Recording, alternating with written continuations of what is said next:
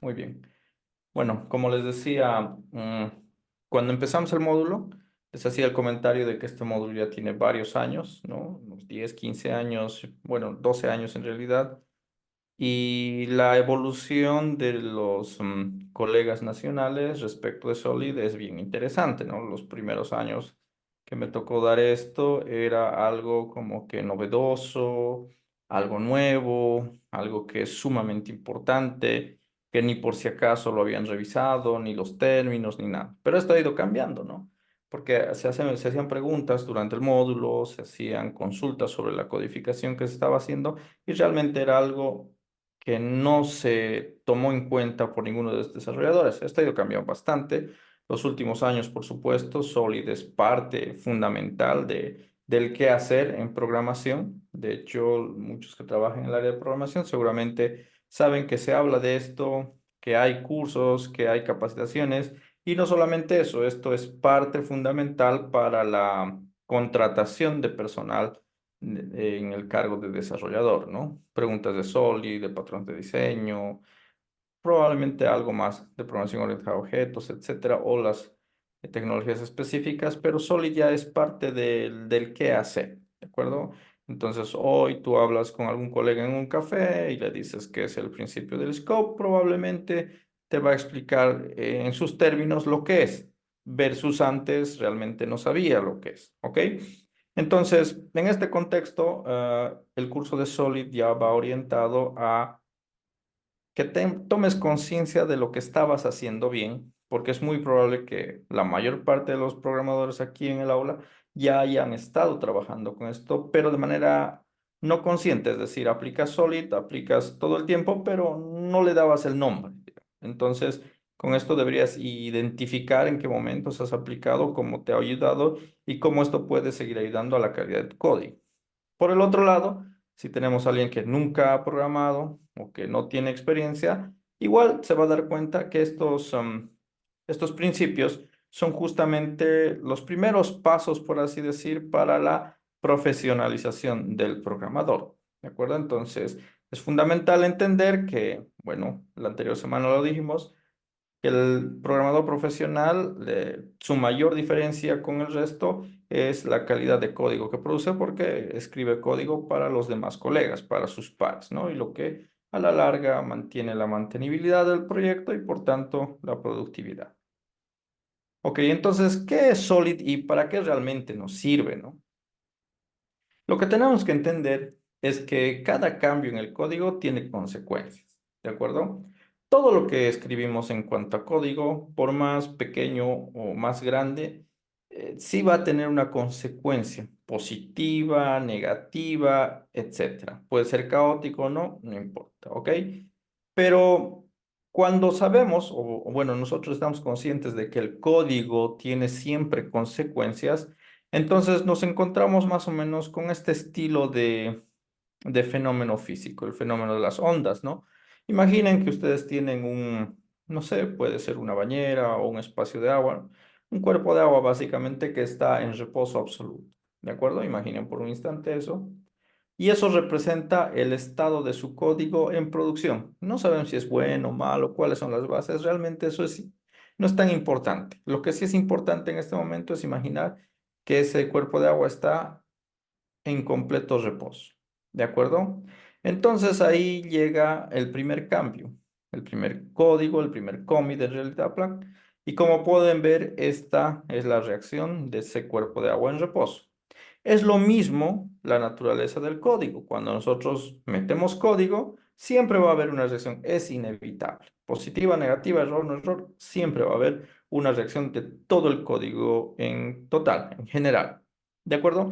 Entonces, ¿qué es lo que quiere hacer Solid? Solid no te quiere decir dónde hacer el cambio. Solid tampoco te dice cómo hacer el cambio porque Solid es algo genérico, entonces no tiene manera de saber los algoritmos o los requerimientos que tú estás pensando implementar. Sin embargo, la aplicación de Solid lo que trata, en todo caso, es de limitar estas consecuencias. ¿De acuerdo? Y vamos a ver cómo es que trabaja. Haciendo la misma analogía que les decía, imaginen que esta es la superficie en reposo del software, ¿de acuerdo? Entonces, si esta es la superficie En reposo del software, lo mismo sucede con el tema del cambio de código, ¿no? Alteramos y hacemos que haya consecuencias sobre todo el software. Ahora, lo que podemos revisar a continuación es la aplicación de Solid. Aquí vemos un cambio, o mejor dicho, la idea más absoluta de Solid, es decir, el ideal de Solid. ¿Qué es lo que quiere Solid en general? Lo que quiere hacer Solid es fragmentar visualmente, como pueden ver acá, la superficie de software se ha fragmentado en partes prácticamente homogéneas, pero más que fragmentar, podríamos decir diseñar de tal manera que tengamos contenido la capacidad de consecuencias que tiene el código, ¿no? Imagínense este envase de agua en reposo y ahora imagínense el mismo envase de agua en reposo, pero este envase está dividido en envases más pequeños. ¿De acuerdo? Entonces, esa es la meta de Solid. Lo que quiere hacer Solid a partir del diseño es contener las modificaciones en lugares más controlables, más mantenibles. Esa es la filosofía o el rumbo que quiere tomar Solid en cuanto a su aplicación. Ahora, ¿cuál es la finalidad? ¿Qué ganamos de tener esto versus esto que está contenido? Lo siguiente, como pueden ver, si nosotros aplicamos Solid de manera consciente con un diseño inicial y desde la implementación, no vamos a evitar que el código tenga consecuencias. Eso es imposible, ¿ok? Es un hecho. Código, consecuencias. Pero desde el diseño lo que podemos hacer es que esas modificaciones estén contenidas en pequeños espacios o vamos a decir en esta representación, en pequeñas áreas de cambio. Entonces, mientras más contenido, mientras más diseñado, mejor diseñado esté la evolución de nuestro software desde la implementación, por supuesto que vamos a tener este tipo de software, ¿de acuerdo? Y esto es algo que constantemente arquitecto, líder técnico debe estar pensando en el producto, ¿no? El arquitecto y líder técnico normalmente no tiene que pensar prioritariamente en funcionalidad, sino en implementación, ¿no? Por eso tenemos perfiles de Product Owner y otro tipo de perfiles que están más orientados a la funcionalidad. Por supuesto, en la práctica esto es mezclado, ¿no? El arquitecto y el líder técnico piensan tanto en la implementación como en la funcionalidad, etcétera. Entonces hay un cierto sesgo en cuanto a decisiones, ¿de acuerdo? Pero en un mundo ideal, vamos a decir, lo que necesitamos es esto, la contención a partir de un buen diseño y la aplicación de buenas prácticas del software, recordando que el código es caótico en esencia y lo que tratamos nosotros es de contenerlos. ¿De acuerdo? Pero esto es el ideal de Solid, ¿no? Llegar a esto probablemente no es imposible, pero requiere mucho esfuerzo, tiempo y dedicación en el proyecto, desde la codificación, diseño, arquitectura, etcétera. En la vida real, o vamos a decir en producción, lo que suele suceder en la aplicación de Solid es lo que vemos aquí. ¿De acuerdo? No son áreas homogéneas, son áreas de distintos tamaños, con mayores importancias, con menor peso sobre el sistema, pero en realidad podemos decir que esta representación del software dividido o subdividido en pequeñas áreas es lo que representa producción.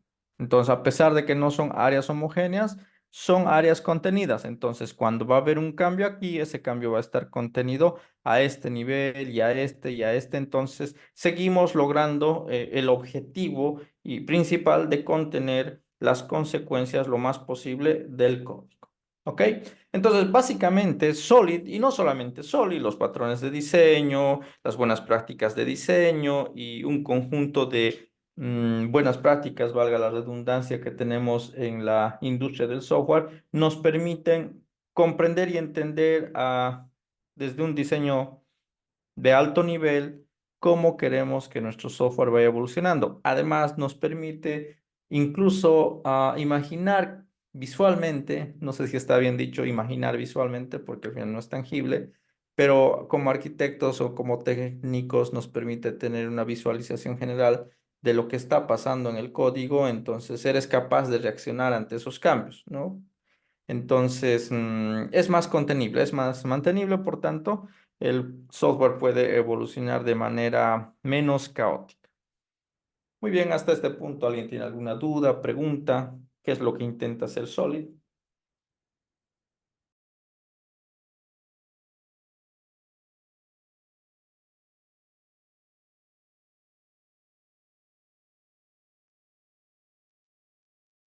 Muy bien, continuemos entonces. ¿Qué es lo que logra entonces la aplicación de Solid? En general, contener las consecuencias en una sola clase, ¿no? Es una forma de decir, normalmente son un conjunto de clases en producción, pero el ideal es que todas las consecuencias de un cambio se contengan dentro de una clase, sin tener que afectar al resto. Eso es el ideal y en la práctica es una o varias clases o módulos que nos permiten mantener las consecuencias o contener. Separación de intereses, ¿no? Área de implicación y o aplicación. Estamos hablando de la rejilla virtual que se dibuja en la superficie del software, ¿no? Y se agrupa normalmente por intereses comunes y técnicas de separación. Y aquí ya damos un pequeño pincelazo a lo que es los patrones de diseño. Los patrones de diseño en esencia son formas de trabajo para, bueno, mejor dicho, formas de soluciones previamente definidas a problemas comunes. Pero los problemas comunes que existen en cuanto a diseño de software son y normalmente siempre van a ser los relacionados a la separación, ¿de acuerdo? A las técnicas de separación, de agrupación, porque todos los problemas de diseño pasan normalmente por las decisiones de separación, en esencia, ¿no? Podemos llamarles módulos, capas, estilos arquitectónicos. Puede haber varias formas de representarlo, pero básicamente estamos hablando de cómo vamos a organizar y, por tanto, cómo vamos a separar las partes de nuestro código, de nuestro proyecto, para que éste sea mantenible a largo plazo. De eso se trata, las técnicas de separación. Y por supuesto, Solid, por otra parte, nos ayuda a mantener un mejor manejo de cambios. ¿Por qué? Si las consecuencias ya están contenidas en superficies de menor tamaño, entonces los cambios también van a ser más fáciles de manejar. No más fáciles, quisiera decir mejor, menos complejos. ¿De acuerdo? El manejo de cambios nunca es fácil en el sentido de que requiere esfuerzo tanto del codificador, del revisor y probablemente del técnico de revisión, ¿de acuerdo? Por eso no es un trabajo fácil como tal. Sin embargo, sí va a ser menos complejo si los cambios que estás realizando tienen mejor aislamiento o están contenidos de mejor manera, ¿de acuerdo? Entonces, un mejor manejo de cambios. ¿Cuáles son los objetivos? Prevenir problemas. Y esto es fundamental.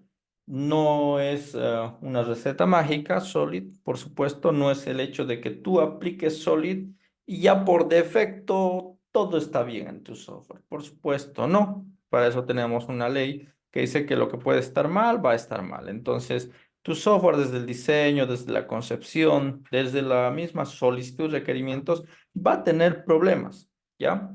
Y eso no se resuelve con Solid. Lo que Solid hace es prevenir que esos problemas aparezcan tempranamente o prevenir que esos problemas cuesten demasiado, ¿ya? Es un tipo de prevención para el desarrollo, no es una prevención de implementación, ¿de acuerdo? Distingue la forma de la sustancia. Estamos realmente solo ordenando espacios en blanco. Y esto es importante y suele pasar mucho cuando tenemos a los programadores junior comenzando con Solid o simplemente codificando, ¿no? Una cosa es organizar el código de forma y otra cosa es organizarlo de sustancia, ¿ok? Cuando nosotros hablamos una organización de forma, normalmente hacemos referencia a lo que vemos, no físicamente, pero vemos en la estructura de carpetas, básicamente. ¿Ok? En cualquier editor, en cualquier proyecto, en algún momento se decide la organización del código, ¿verdad? En la carpeta controllers van a estar los controladores, o en la carpeta aplicación van a estar cierto tipo de clases, o en una carpeta llamada Feature X van a estar todos los códigos referidos a Feature X. Esa es una organización de forma que podría dar una falsa expectativa de un buen diseño. Hay que tener cuidado con eso y generalmente esto viene relacionado a la adopción de frameworks, ¿no? Los frameworks, como ustedes saben, tienen su estructura inicial de código, ¿verdad? Todo framework tiene su estructura inicial de código. Entonces, si tú utilizas, no sé, Angular, Spring Boot, .NET, no importa el framework que utilices, cuando haces el proyecto base, por defecto traen una estructura, unos nombres, etcétera. ¿Ok? Entonces, un error común no necesariamente es un error, pero algo que pasa comúnmente es que los dueños, o mejor dicho, el jefe técnico del proyecto decide tomar esa estructura y con la estructura que viene ese framework, vamos a decir Angular, por ejemplo, que tiene una estructura bien definida, Angular comienza a trabajar con eso hasta el fin de los tiempos. ¿De acuerdo? No significa que esté mal. Es más, es probable que la estructura de Angular, por alguna razón técnica, coincide perfectamente con los diseños, tanto de arquitectura de implementación, que ese equipo ha implementado. ¿De acuerdo? Pero normalmente no es así. ¿Por qué? Porque los creadores de Angular nunca estaban pensando en el tipo de proyecto específico, ¿no? Digamos, estás haciendo un software para venta de material escolar y otro software para un ERP y otro software para reserva de canchas, solo como ejemplo, ¿no? Entonces, cuando los desarrolladores de Angular están haciendo la estructura, no están pensando en ningún sistema específico. Ellos están pensando en estructuras genéricas que representen la idea y las concepciones del framework y te lanzan una organización.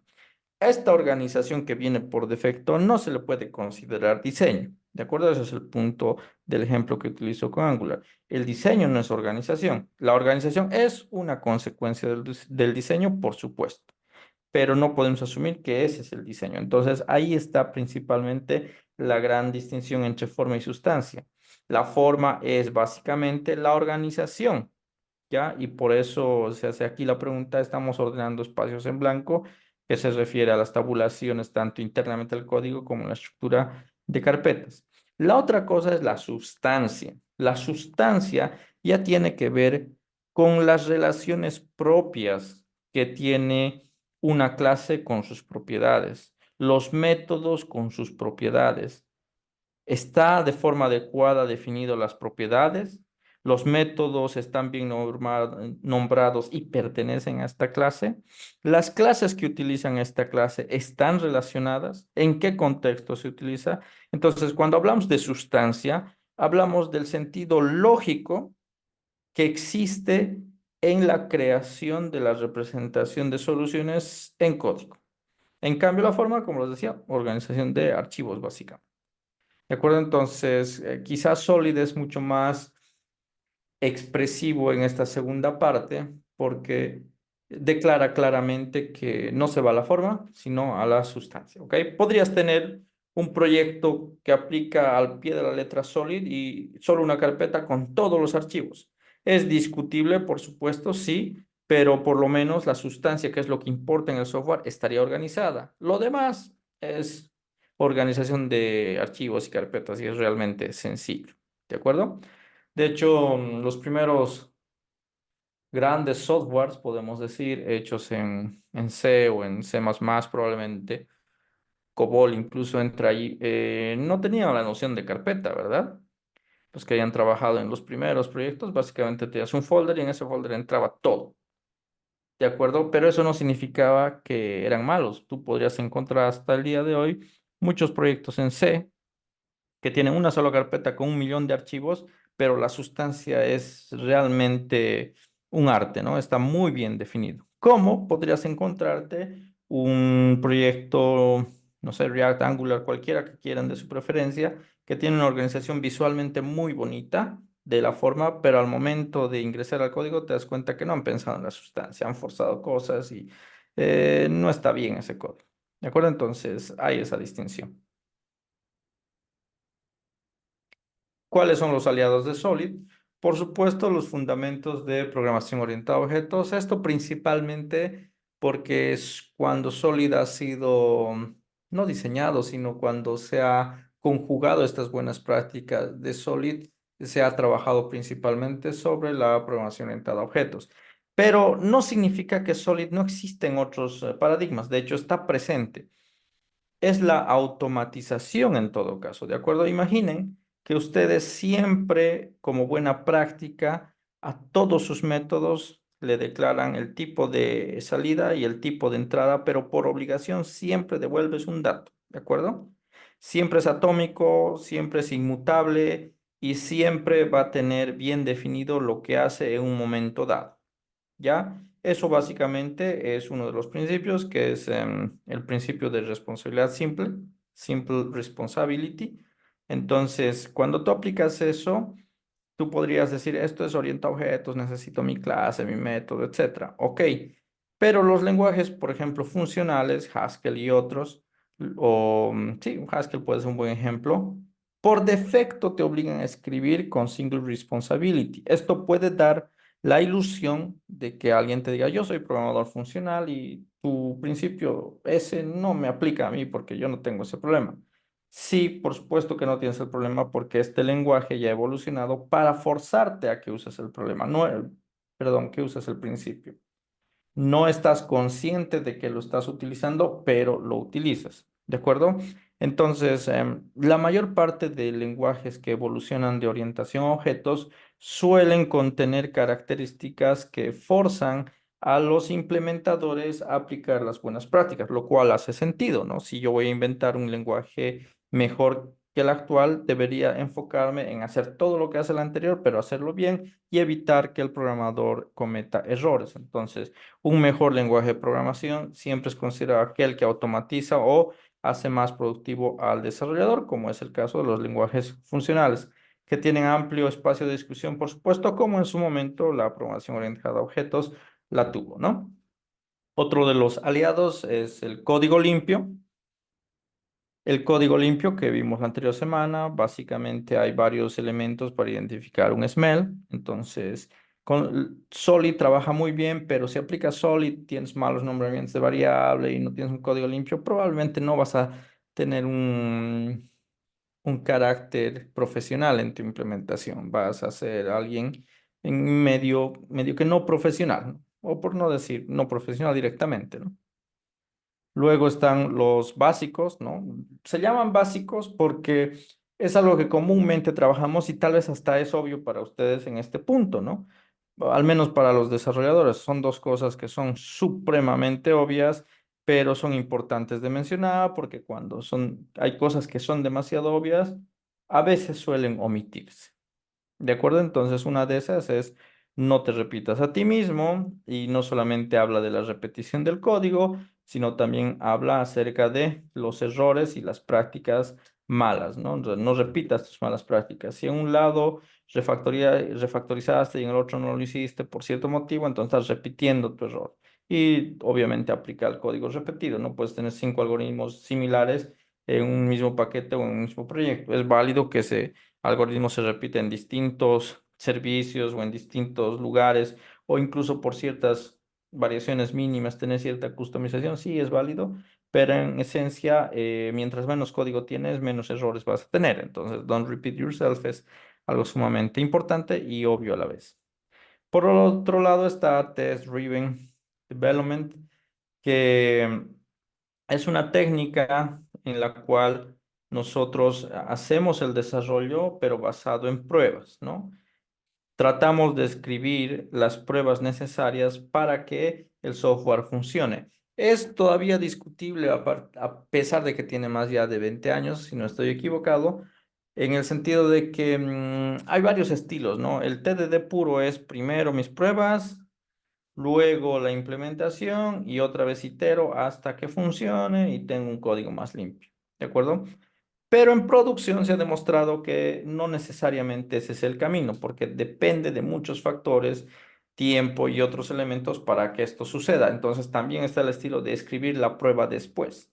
Escribir la prueba después no es una buena técnica para los desarrolladores junior o intermedios que no tienen la experiencia suficiente respecto del proyecto principalmente, ¿no? No hablamos de inteligencia ni la capacidad técnica, sino del conocimiento del proyecto. Entonces, los seniors suelen dirigir las pruebas o orientar las pruebas incluso después de las revisiones, ¿no? Revisan código, entienden que hay tres, cuatro funcionalidades que son críticas y ordena que se escriban las pruebas. Suele funcionar.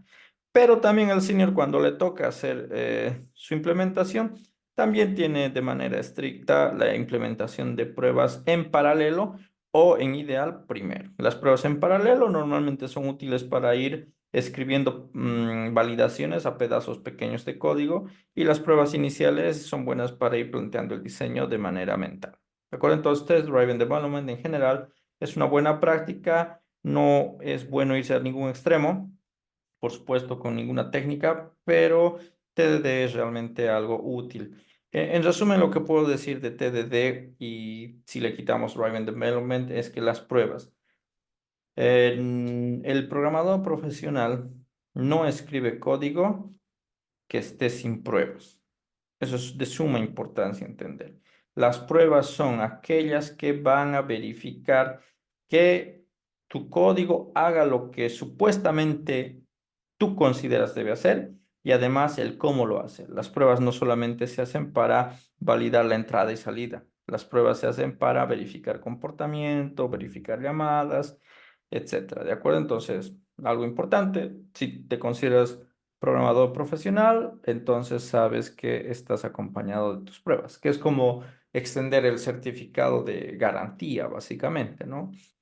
Quizá ahora es que esto está más presente en la industria nacional. Antes realmente era como pedir un archivo de Word, digamos, ¿no? Hazme una redacción y yo sé que esa redacción va a estar bien hasta que cometes un error, pero no das un certificado y yo realmente te lo hice bien, ¿no? En código pasaba lo mismo porque se asumía que es igual, pero el código es distinto en el sentido de en que estás trabajando soluciones y estas soluciones tienen que ser garantizadas. Entonces, ninguna empresa seria debería comprar software sin garantía, ¿verdad? Entonces, la garantía al final entre empresas es un documento X, pero ninguna empresa de software debería dar garantía sin que primero sus desarrolladores sean los suficientemente profesionales para garantizarte esa garantía desde el código. ¿Ok? Muy bien, vamos ya por los principios. Como saben, esto es Solid. Hace sentido que los hayan organizado así, pero es una organización más comercial, más de moda, ¿no? Para que sea fácil de leer, versus la organización pragmática que es ILOTS, que básicamente recorre como ascendentemente los principios para entenderlos en su totalidad, versus esto que también lo puedes aprender, pero no es ascendente. O sea, el más importante está aquí, luego va bajando, subiendo, más o menos así. ¿De acuerdo? Entonces, el orden que ustedes estudien es irrelevante porque sin duda lo van a entender, se puede estudiar uno a uno, pero esta es la forma pragmática de aprender. Hasta este punto, alguien que tenga algún comentario, duda, pregunta.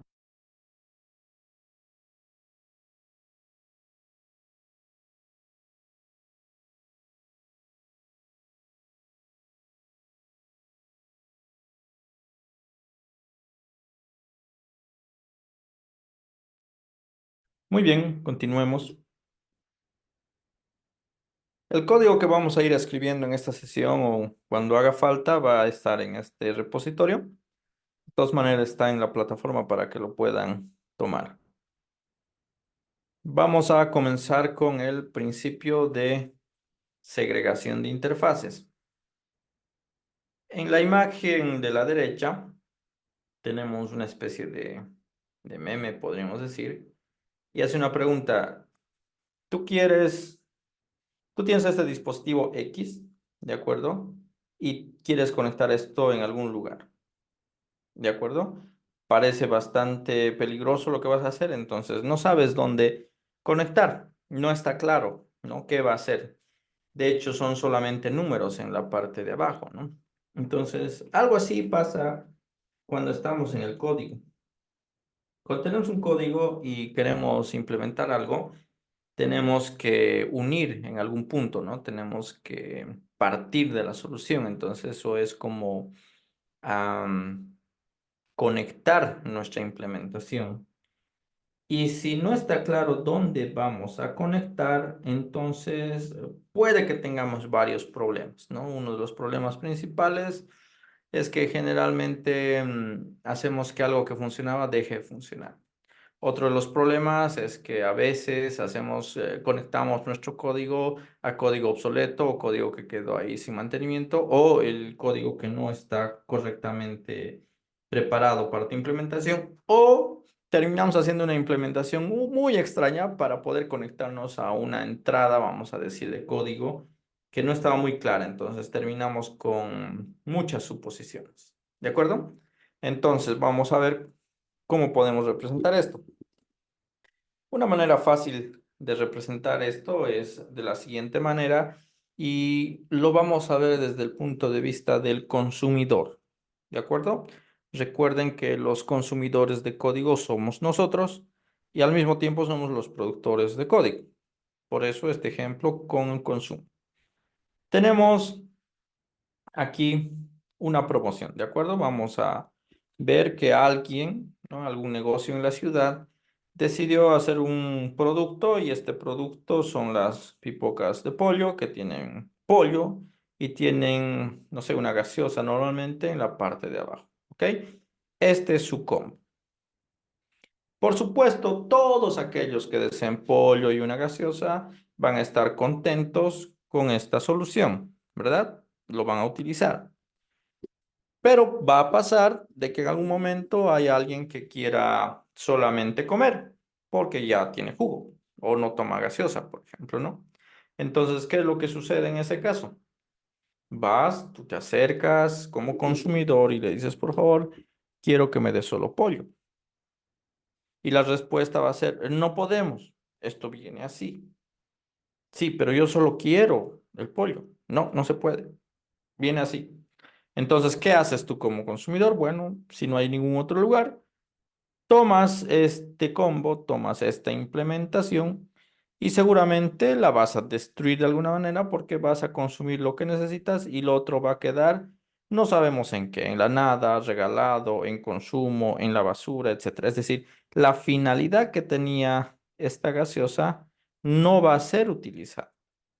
Lo mismo al revés, ¿no? Si es que alguien solamente quiere beber, entonces algo tendrá que hacer con este pollo, ¿no?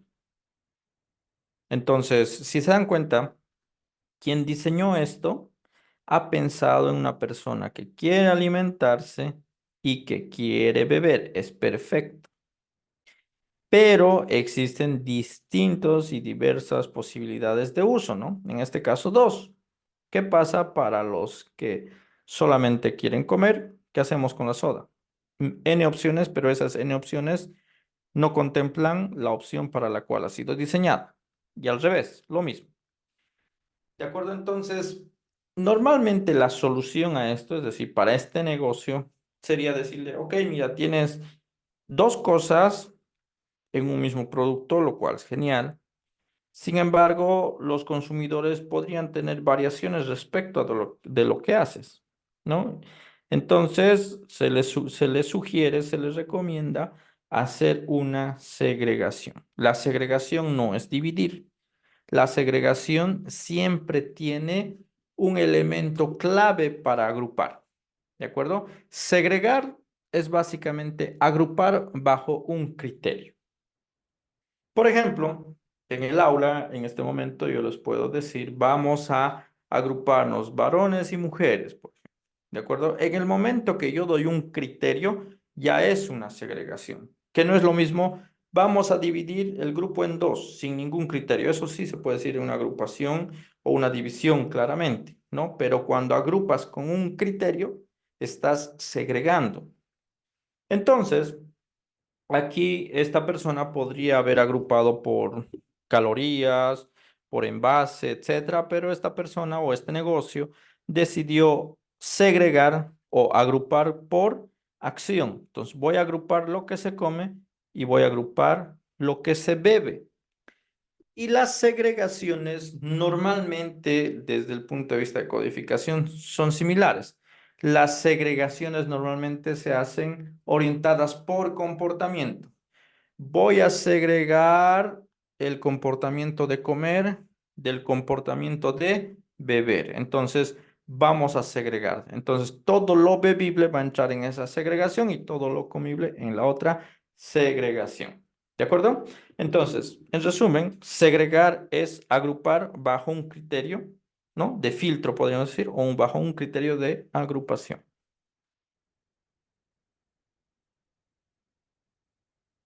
Vamos a leer un poco lo que dice la teoría. Dice, las interfaces pueden ser segregadas en grupos de métodos y cada grupo sirve a un grupo diferente de clientes.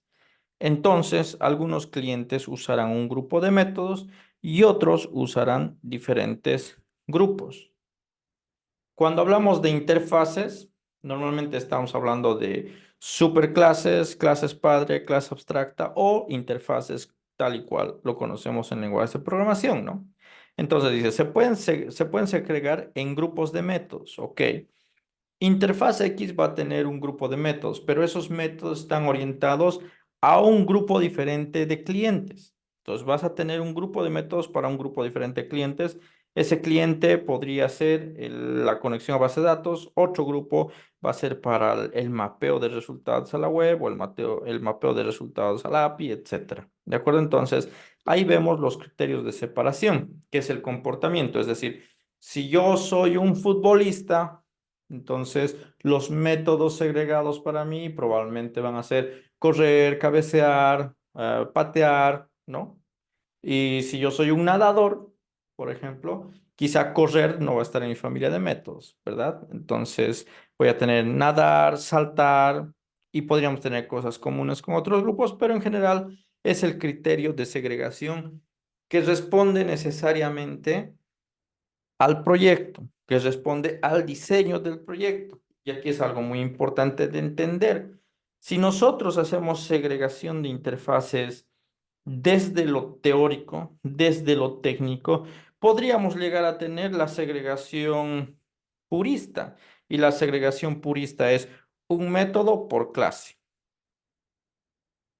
Tener solo un método por clase no significa buen diseño, solamente significa que has dividido lo mejor posible, o no lo mejor, sino lo más puro posible, que es un solo método. ¿De acuerdo? Y no sabes si eso responde a tu proyecto. Y es algo que normalmente responde a la consulta de ¿y hasta cuándo tengo que generalizar mi código? ¿Hasta cuándo tengo que seguir separando, seguir haciendo funciones y funciones, etcétera? ¿Hasta cuándo? La respuesta es hasta que te hagas consciente de las necesidades de tu proyecto. No necesariamente estoy hablando de las necesidades de la funcionalidad, sino necesidades de implementación. Tiene que ser testeable, tiene que ser legible, tienes que contener lo más posible los cambios. Entonces, en algún punto vas a tener la suficiente cohesión, en realidad se llama el término, que la cohesión de pertenencia de algo sobre algo. Entonces, cuando tienes tú esa relación clara, es que te detienes. ¿De acuerdo? Entonces, para detenernos hasta qué punto segregar o hasta qué punto aplicar, sería en función de tu necesidad específica del proyecto. Ahora, Martin nos da una idea clara de cómo también a nivel inicial podemos darnos cuenta que necesitamos una segregación. Te dice, oye, si tienes este síntoma o si tienes este mal olor, si lo queremos ver desde ese punto de vista, entonces necesitas segregar, o sea, estás ausente de segregación. Y una forma de darse cuenta es esta, ¿no? Ninguna clase debe estar obligada a implementar o dejar de implementar métodos que no utilizará. ¿Ya? Si tenemos una clase que está obligada a implementar algo que no quiere, entonces probablemente o altamente probable que necesites segregación o estás ausente de segregación. Lo mismo si es que dejas de implementar, es decir, sobreescribir para no hacer nada. Eso es muy importante. Muy bien.